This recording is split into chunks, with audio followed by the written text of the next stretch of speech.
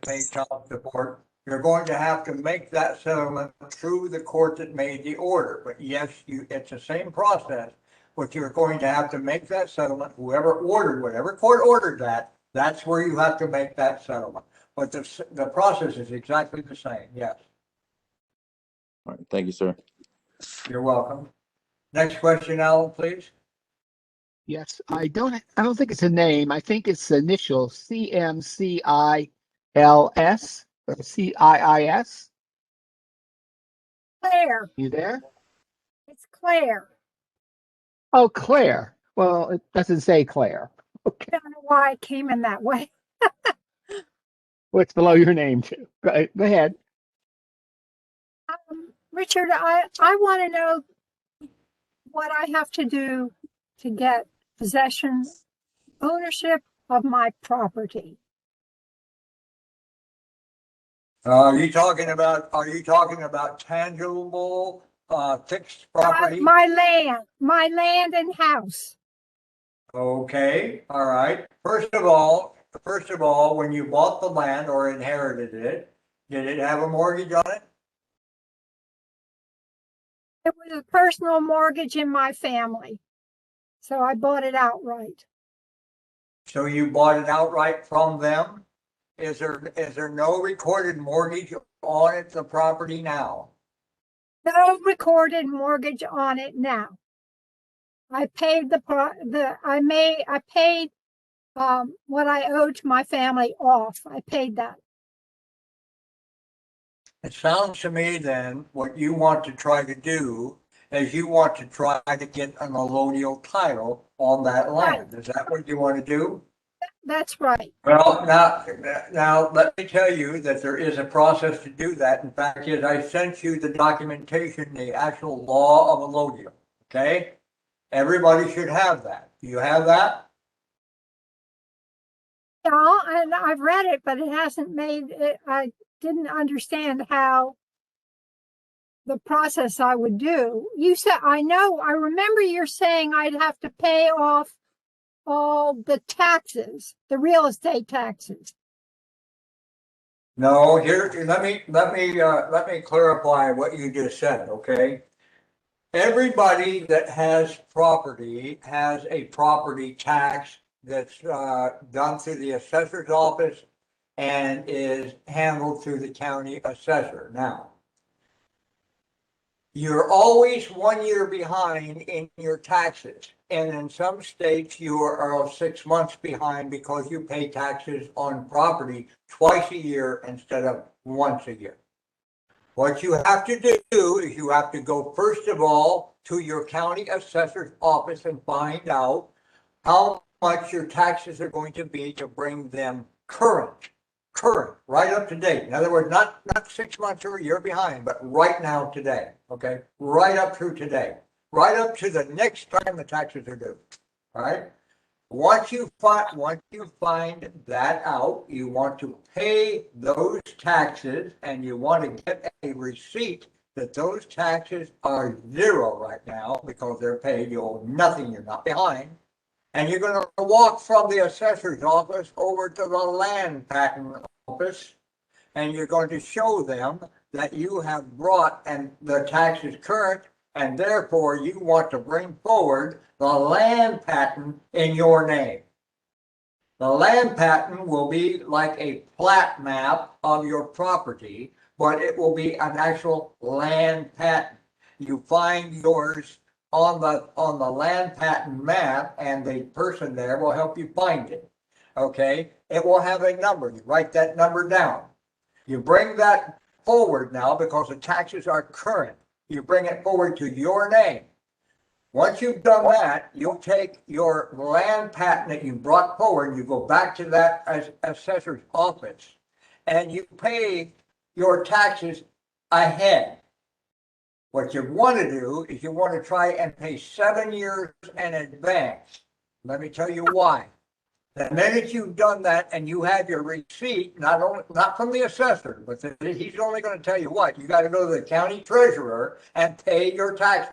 Once you've got that receipt, you take that receipt back to the county assessor's office and they will take a nice big red marker and they will outline your property lines on that map, okay? And if it's more than an acre, they will draw 45-degree lines through that property. You know what that means now? That means that that land patent being brought forward in your name gives you allodial, absolute ownership freehold, and they can never tax it again. That's the reason why they put the red line all the way around your land patent on the land patent map. And they give you that registration number, and that registration number will have a red number on it. That red number means that that now is allodial, and that belongs to you. That's how you do it. Okay, thank you. One more, just to finish this up though. What if it's not quite an acre? What if it's What what? happens? What if it is less than an acre? It doesn't matter if it's a 50 by 100 foot lot. It's Okay, still a land patent, and your land patent will reflect that. All I'm All right. telling you, though, is if it's more than an acre or more, they will draw 40. They won't just put the red line around your property, a 50 by 100 foot lot, which is what they would do if that's what it was. But they would take and draw the 45-degree lines through it, which means they can never assess it. It cannot be reassessed or assessed ever again. Okay? would I ever be assessed again? Not once you got the land patent in your name. When you bring the land patent forward, that's allodial. That is allodial freehold title, period. That's what allodial is all about. Please read the paperwork I sent you. And if you Thank need any you. more, I'll send you the law of land patents and you can read that too. Okay? But that's how it's done. All right? I wanted to know how to do it. Thank you.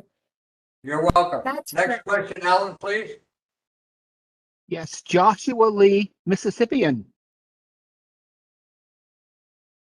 Howdy, everybody. Hey, Alan. Hey, Richard. How y'all doing?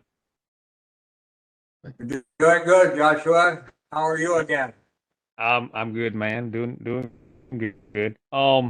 It's a quick question. On the NIN, after we sent notice out, will we get any affirmation from them or confirmation that they have recognized this and updated something on their end?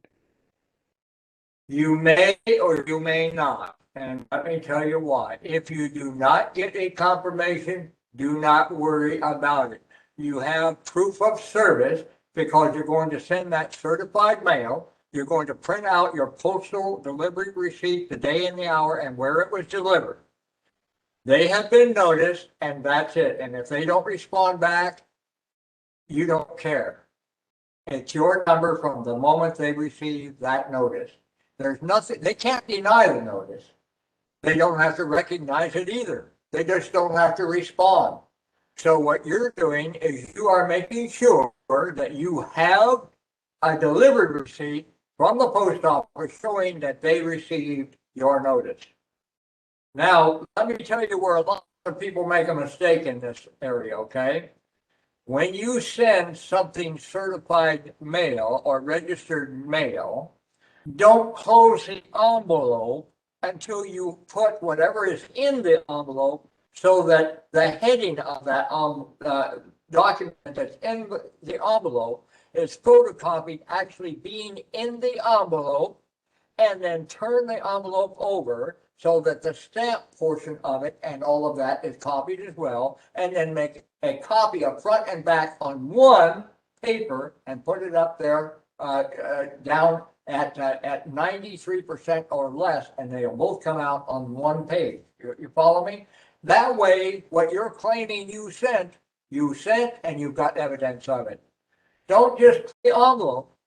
Sometimes the post office will frown on that, but you can write on the envelope what the enclosures are. You can list the enclosures in the lower left-hand corner of your envelope.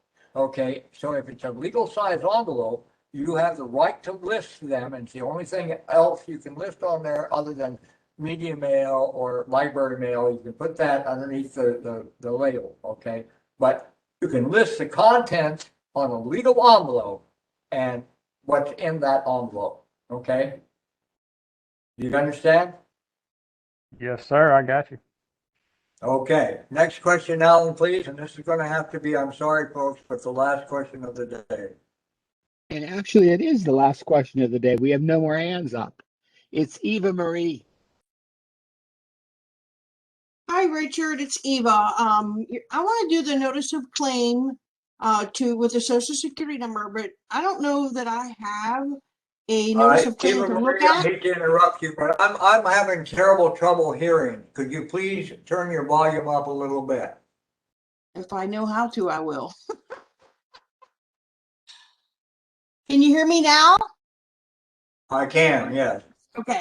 All right. So I want to do a notice of claim on my social security number, but I've never done a notice of claim. Have you sent us one that we can use as a guide? You should already have just a formal notice of complaint, okay, or notice of claim. But that notice of claim is editable and it does have no names on it, it just has lines that I put in there for you to insert your information on that. Because that notice of claim can be used for numbers and numbers of things. There's no limit what you can use it for. Whatever you're making a claim for, For okay? the social security number, what is going to be in the body of that claim? I'm sorry? What will we put in the body of that claim with our social security number? When you're making the Diana notice of claim Overly for your social security has left the number? meeting. I Is that didn't hear what you're what you saying? said. Can you repeat it? Are you asking me what you put on the bottom of the notice of claim? In the body, B-O-D-Y. Well, you're making the notice of claim for the social security number and you're adding to that the NIN. So you're gonna list first the social security number as it's written. Then you are going to add NIN and rewrite that with the NIN dash and the same social security number. That is your notice of claim. You're claiming that number they gave as your sole and private property. Okay, thank you. Okay, that's how it's done. Ladies and gentlemen, I hope that you have learned and that I was able to get some of my points across today, and we're going to pick this up next week.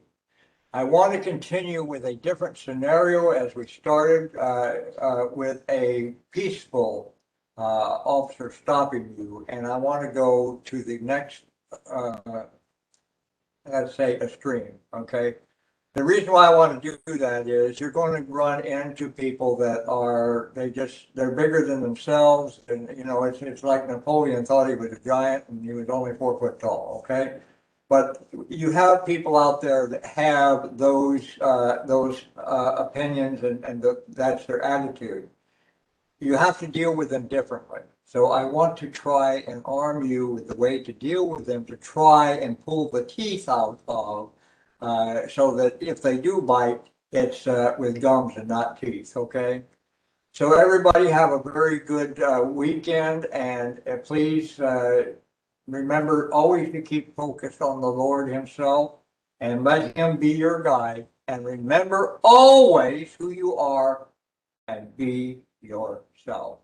With that, I have to bid adieu and good night. God bless each and every one of you. Thank you. Good night.